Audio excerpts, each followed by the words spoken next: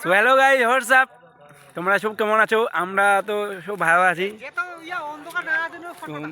এই যে আমাদের সামনে এগুলা মানে একটা গ্রুপ, তোমরা এই যে তামাকু বানাচ্ছে, তামাকু দেখাও দেখাও, তামাকুটা দেখাও, একটু দেখাও, দেখা যাক। মানে এই দাদা হচ্ছে অনেক দিনের লোক, তো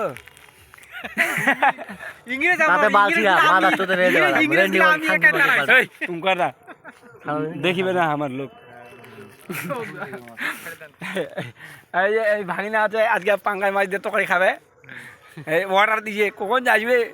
15 টাকা মেজুর টাকা নাই, ফ্লিপকার্টে অর্ডার দিয়েছে, কখন আসবে?